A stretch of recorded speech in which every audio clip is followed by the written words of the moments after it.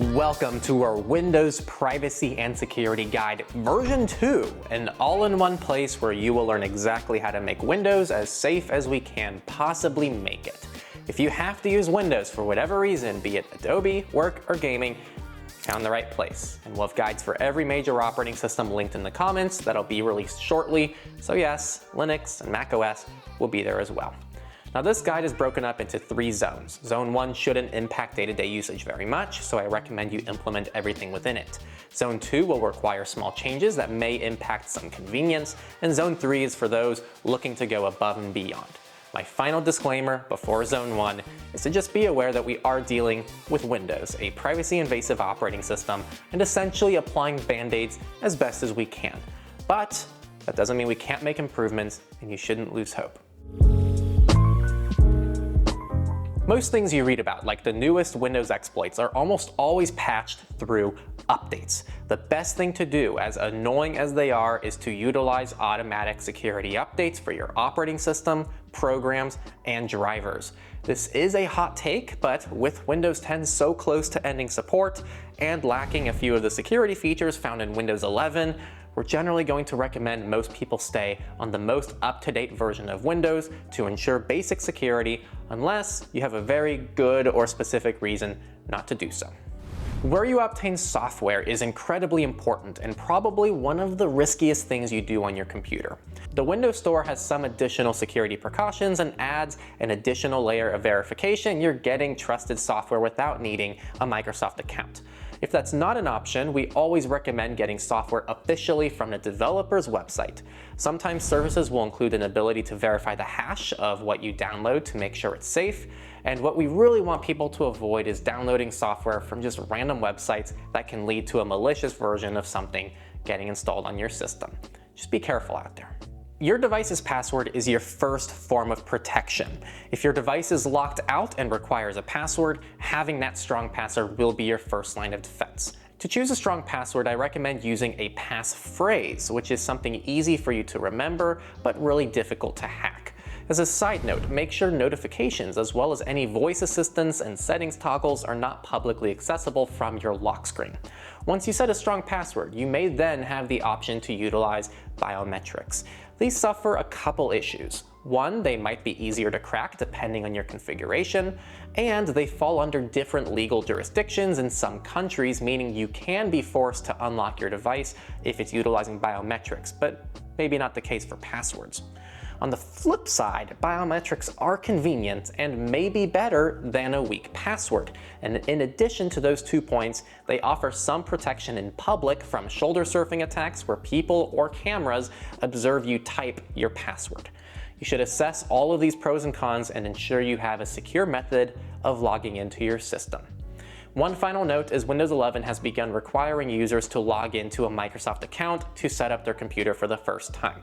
Using a Microsoft account with Windows automatically logs you into a bunch of Microsoft services and can lead to additional data being sent to Microsoft. We recommend using Windows without one. At the time of making this video, we had success bypassing the account requirement by simply removing the network connection from our system, but this is continually evolving as Microsoft changes its requirements. So be careful, future viewers. Passwords you use on websites are super important. If you use the same or similar passwords for all your services, one breach can easily lead to the others being breached since they have that same credential. Make sure that at least in Zone 1, I don't care what you do, just make sure you're using strong, unique passwords. I'll leave a source on what that means and different methods of doing it. Zone 2 will go further into those techniques to achieve this a little bit better, but yes, keeping your account secure can help your system remain secure. By default, Windows handles file encryption very weirdly. Back in the day, they reserved BitLocker, their file encryption, for pro users, which meant they paywalled security and made it harder for you to protect your own data if someone were to steal your device and try to access your hard drive. Now, Microsoft has somewhat fixed this, which is awesome, and has just made it super convoluted and obnoxious in typical Microsoft format. So Windows 11 Home uses device encryption, which is a great start and much better than the last time we made this video. BitLocker still exists as a more advanced option that is still generally paywalled. Now, frankly, just that staple file encryption they offer is a huge improvement for most people to protect their sensitive data. So that's probably all you need, unless you need BitLocker for a specific reason. Now, if you need a more thorough open source option, we do recommend Vericrypt. Vericrypt is awesome, but can be a little bit unstable. Regardless of what you choose, don't let the fact that BitLocker is proprietary keep you from using any full disk encryption. Proprietary full disk encryption is better than no full disk encryption, so feel free to explore these options. Antiviruses are a tricky subject, as they have the potential to improve security with often a detrimental impact to your privacy. The first thing everyone should do is just stop using their free antivirus from a third-party commercial company with no clear business model. I just wouldn't recommend it. Next, we generally recommend people stick with first-party services like Windows Defender, or now known as Microsoft Defender. It's free, it's pretty effective, and it's frequently improving. Windows already collects a lot of your information, and we'll touch on what to do about that soon, but at least if you use Microsoft Defender, you're preventing two companies getting access to that same information. So to recap, almost all of you watching, Windows Defender is generally a recommendation and is what I would personally use if I was on a Windows machine. Your browser has the ability to track everywhere you go on the internet. Ensuring you're using something with proven security and privacy is paramount to protecting your web traffic. While Edge has a few neat privacy and security features, we almost always recommend more robust browsers like Firefox, Mullvad, Brave, Tor browser, or anything else on our resources. We'll talk more about these browsers and your different options down the road, but for now, just avoid Edge and Chrome. Those are good first steps. Keep in mind, Windows keeps making it more and more annoying to change default browsers, but just be persistent and try your hardest to make the change because it's really important, and they do that on purpose. Similar to your browser, your search engine also has the capability of tracking everything you do on the internet, which major companies like Google do. The three main recommendations we have right now are Brave Search, DuckDuckGo, and StartPage. So if you could implement one of those within your browsers, or maybe something else that's open source like searching, you're pretty well off. And again, our website's resources include search engines for you to try out. Your IP address uniquely identifies you on the internet, and it's used by websites to track you. A simple way to prevent this is by utilizing a trusted VPN provider to handle your traffic. This is not a required step, but many people in our community see benefit in using a trusted VPN provider. As for what's trusted, we host open source VPN tools on our website that help you see what trusted can mean, and our top 4 recommendations right now for privacy are Mullvad, iVPN, ProtonVPN, and Windscribe. All are open source and implement some of the best transparency in the industry. I've made some more videos on VPNs if you're curious about them. DNS is a domain name service, and they're like a phone book for the internet, directing you to the sites you visit every day. Everyone uses a DNS probably. The problem is most of your default DNS providers track your browsing history, so using a DNS provider with privacy in mind is really important. If you're using a VPN service, it likely already includes its own DNS server, meaning you don't need to worry about this. Now, if you aren't using a VPN, I'd recommend checking out the DNS options on our website, which include lots of cool tools. Mullvad's DNS is a great starting point with some nice and basic filtering options to keep you safer online. This is broad, but less is almost always more when it comes to security and privacy. Each additional program and setting you utilize increases attack surface and the possibility of abuse with your personal information. If you're a person with a never-ending list of programs that you mostly never use, they're likely not just doing harm in the background with your data, but also negatively impacting storage space and power consumption. So delete them, or for the bloatware that comes pre-installed on some systems, uninstall as much as you can. Some programs like Discord have progressive web apps, so if you can utilize the web app within your browser, it'll function like the program, and it's a great way to separate the program and keep it within your browser, which is typically safer and gives you more control. Outside of programs and settings, try to frequently clear data you don't need, like old system logs, temporary data like browser cache, history, cookies, and any other sensitive data that doesn't need to be on your computer 24/7.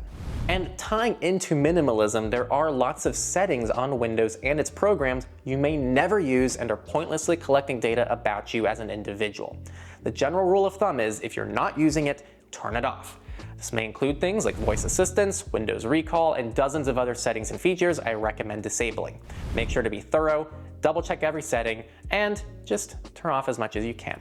Don't forget also to go through each individual program's settings that you have installed to ensure nothing is needlessly tracking you. Also, don't forget that progressive web apps, like what we talked about with Discord, can help out with this because your browser has some form of permission controls, unlike Windows. So that can really be a big help here. Now, with Zone 1 out of the way, you are already much safer than the average person. But let's talk about taking it to the next level. FOSS stands for Free and Open Source Software. This means the software's code is publicly accessible to the community, and it ensures that you can verify the security and privacy behind the software. In general, I'd advise moving from proprietary to FOSS programs as much as possible. Yes, Windows itself is proprietary, but improvements are improvements. VPNs we covered earlier are all open source. Signal the Messenger is open source. Firefox and Brave are open source. Just go through your list of programs and type each of them into alternative2.net with that open source filter enabled and see if there's anything you can switch to. FOSS will typically respect your data better, and don't let those gatekeepers out there convince you that just because you're on Windows, you're a lost cause and that those improvements don't matter, because they really do matter. Communication is pretty important. With email, it's recommended to keep email in your browser to add an additional safety layer between an email and an operating system. In regards to what email provider to use, we're big fans of Proton and Tuda, who are both open source and great starting points for people. We'll leave links to both providers down below. For direct messaging, first, I recommend switching to something built from the ground up to protect you, like Signal or another messenger listed on our site's resources page. But if you're stuck using something like Facebook Messenger, try to keep the program off of your computer as well, keeping them inside your browser or a progressive web app. The same goes for things like Telegram and other less than ideal services that can be used within your browser instead of your operating system. Now, while this isn't directly related to Windows, we think that having a cleaner online footprint is always beneficial for people's privacy and security. So make sure you're using multi-factor authentication on your accounts for maximum security. Auth and YubiKeys are both compatible with most Windows devices if you need them on your system. You can also opt out of data collection whenever possible. We recommend using tools like uBlock Origin in your browser, and to minimize or delete altogether invasive accounts like Facebook, TikTok, and others. In general, the less accounts you have online, the better, and for the accounts you do have, we recommend using as little data as possible, and when that data is required, we recommend aliasing tools like Simple Login for email, MySudo for numbers, and Privacy.com for card numbers. We list all these services in our website's resources. Outside using strong and unique passwords, which we covered in Zone 1, where and how they're stored can be very important. Password managers are a commonly recommended way to go that we're big fans of. If you want simple cloud syncing between your devices, check out Bitwarden and Proton Pass. Both are open source and implement some top-notch security. And if you want a more DIY password manager, there's KeePass, which is also open source and gives you a lot more control over things and is offline by default. We have a whole guide to KeePass on our channel for those who want to learn how it works, since it has a little bit more of a learning curve. Our website's resources also has more information if you're curious about other password managers. Part 2 of browsers, continuing from Zone 1, is to take things to the next level. I'd recommend sticking to strictly open source browsers like Tor, Firefox, Brave, and Mullvad, and properly hardening and configuring each browser for the absolute maximum amount of safety. Browsers like Mullvad and Tor do not need to be configured beyond default values, but default Firefox and default Brave can definitely be improved. We cover Firefox hardening in a dedicated video, and I've covered how I personally use multiple browsers in another video that should give you a lot more ideas on how to choose and utilize multiple browsers for different use cases. Firewalls try to make sure that traffic going in and out of your computer is safe traffic. Through an easy firewall-like tool, you can actually use custom DNS providers similar to what we covered in Zone 1 for DNS. So it would actually take the place of your typical DNS. And for those, we use things like NextDNS or Control-D, which have native features that can block things like Windows data collection. NextDNS specifically has a super generous free plan and is my favorite of these two tools, and I'll leave a link to it down in the description. As for a more traditional firewall tool that exists on your system locally, I highly recommend Safing's Portmaster tool. It's an open source firewall that lets you control domains contacted by software and your operating system, so you can even block some of Microsoft's most invasive domains. It's really solid and gives you an insane amount of control. Radios apply to anything that gives off a signal on your computer. This means predominantly Wi-Fi, Bluetooth, and GPS. We'll cover the more extreme solutions in Zone 3, but for Zone 2, try disabling Bluetooth and location services when they're not being used. Bluetooth, for one, can be an insecure protocol and has some privacy concerns. The general rule of thumb is if it doesn't need to be on, turn it off. The last radio you should be aware of is Wi-Fi. Your device constantly broadcasts and pings a unique ID called a MAC address, which can be used to track you between Wi-Fi networks. In short, we recommend randomizing your MAC address, which is an option now in Windows 10 and 11. Windows offers something very neat: multiple user accounts. Actually, a lot of operating systems do, but Windows does as well, and you can use these to compartmentalize or separate different aspects of your life. Maybe you have a business account, school account, a dating account, and then your personal account. You can have 2 or more, however you want. It's limitless. The goal here is to separate aspects of your life that don't need to be intermixed, for both privacy and security benefits, sometimes sanity as well. Additionally, for those who want to go above and beyond, you can have an administrator account and then also standard user accounts, and stick to only using those standard user accounts for your daily usage as an additional security perk. This prevents any rogue applications, malware, or anything else from utilizing that administrative access to damage your system. Now, some extra tips in regards to hardware security. Make sure your BIOS has a password. Consider locking your desktop or laptop to a desk or wall if this is an option. I'll leave products below, and some motherboards have intrusion systems which detect if the computer is opened up. Windows 11 also has advanced hardware security natively that you should utilize when it's possible, including TPM 2.0, Secure Boot, VBS and HVCI, and more. If you're like, what the hell is he talking about? That's just mumbo jumbo. That's cool. We have a source below showing how to enable those features and what each of them does. Additionally, consider covering your cameras to prevent the theoretical camera hack where someone spies on you through your camera. Just cover them up. If you never use your cameras and don't want to, you can actually use tape for something a little bit more permanent. A nice thing with desktops, however, is they normally don't even have a webcam like laptops otherwise would, so you can instead rely on an external webcam with a great amount of peace of mind once it's unplugged. Finally, consider utilizing a privacy screen protector. These make it so it's very difficult to view your device's screen from side angles, which protects your personal information from snoops and shoulder attacks out in public. This is it, everybody. Zone 3. And like I said earlier, I always gotta give this disclaimer, this is for the more extreme users looking for the utmost security and privacy on their devices. Hardening, where you improve the security and privacy of Windows through several advanced configuration changes. Even if you turn off all the settings and you've done everything else in this guide, Microsoft still collects some data about your system and leaves a lot of attack surface. Our first disclaimer goes back to the beginning of this video. Windows is inherently not a private operating system, so not only have we not as a community decided on a single best way to harden Windows, but we haven't even found a way to do it without possibly causing some stability issues. It goes without saying that these tools that I'm about to mention should be used with caution and only after extensive research for each individual. The efficacy of each tool is not widely understood across all users, and there's just a lot of variety here. Privacy.sexy is open source and gives people a lot of documentation and tools to make it easy to harden Windows. It does require sacrifices. Some tools may benefit privacy at the cost of security, and vice versa, so really be careful with this. It can also cause breakage, but as a whole, it's a pretty robust offering. Now, if you want something a bit safer and more in line with officially supported Microsoft software, HotcakeX has a guide and software on GitHub that is extremely thorough, and I highly recommend reading it regardless of whether or not you end up using it. This is personally the route I would go if I were to harden Windows, as it seems a lot more evidence-based than other hardening tools I've seen, and it has extensive documentation that includes nice tips like how to properly utilize Windows' more advanced security tools.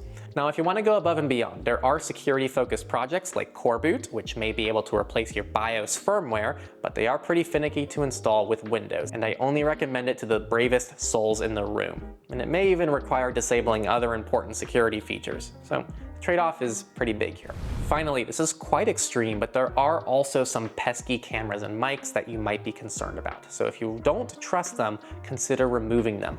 Depending on your laptop model, this may be extremely simple or very advanced.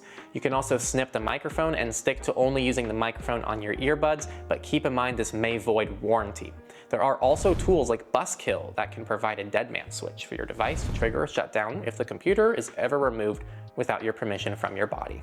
And finally, as nice as Windows might be for you, sometimes after getting through this whole video, you might realize the easier option is just to switch to an operating system. That's not Windows, and we're not trying to gatekeep here. So here are some things you can do or implement into your life to mitigate the invasiveness of Windows without needing to use Windows anymore. First, use virtual machines. We've covered using virtual machines for improving privacy and security in Go Incognito, our course, and it stands true for this video as well. You can use Linux as a guest OS for your Windows computer, or you can fully migrate to Linux and use Windows in a virtual machine, especially in something like KVM, should be pretty nice. Second, you can dual boot Linux and Windows on the same system, ideally on 2 separate drives, but you can do it on the same drive as well. This gives you a lot of compartmentalization while still letting you boot into Windows for certain things. Maybe Linux is used for everything except gaming, and that's the only data Microsoft ever has to get about you. Third, there are live operating systems, and these can be any generic Linux distro like Ubuntu Live OS, or it can be something more hardcore like Tails. The point stands, if you're stuck on Windows, don't want VMs, don't want a dual boot, but still want a safe place where you can have peace of mind, you can just keep a flash drive around that lets you access an operating system that you can put a lot more faith in than even maybe a hardened Windows. Setting up a flash drive is also super easy, and you can even use things like Ventoy to install more than one Live OS on a single flash drive. In my opinion, I'd rather skip hardening Windows altogether and just admitting some defeat, and instead setting up a more guaranteed safe environment that I can more consciously utilize with maybe something like Tails OS. Fourth, a very important disclaimer, there are variations of Windows like LTSC that don't have as much telemetry as Home and Pro, but they aren't available officially from Microsoft, so it's really hard for us to recommend downloading Windows from these unofficial sources. We always recommend downloading directly from Microsoft to ensure that you're using trusted software that is not malicious. Similarly, you may find unofficially modded versions of Windows online, and for similar reasons, we generally don't advise those. And that, everybody, is how you make Windows as private and secure as you can.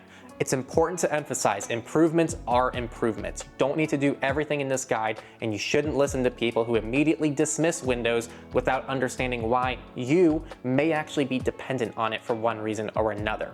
And you being dependent on it doesn't take away your ability to maybe move to something better down the road. Now, there are some nice perks to Linux, and we'll cover other devices like Linux, macOS, iOS, and Android, and all of those device guides will be linked in the description. Coming soon is also our all-encompassing Become Anonymous guide V3 for broader advice applicable to everything and everyone. And if you want an even deeper dive into the world of privacy, our Go Incognito course is a phenomenal way to not only learn the ropes, but finish feeling confident in your ability to protect yourself online. Go Incognito V2 will be going live in the near future, and we hope to continue making digital rights education as easy as possible, regardless of who you are and what your background is. Don't forget to like and subscribe this video if you found it useful, share it around with your friends and family who are on Windows, and a massive thanks to our supporters who believe in our mission. Support what we do on Patreon, on our forum, or directly with Monero. We couldn't make awesome free content like this without all of you, so thank you all, and it means the world to me. And we have a private Signal group for just those supporters that you can join below. So join that Signal group if you also want to be a part of a fun community. See you next time on Techlore, and check out this video to learn more from here. It's going to be a fun one.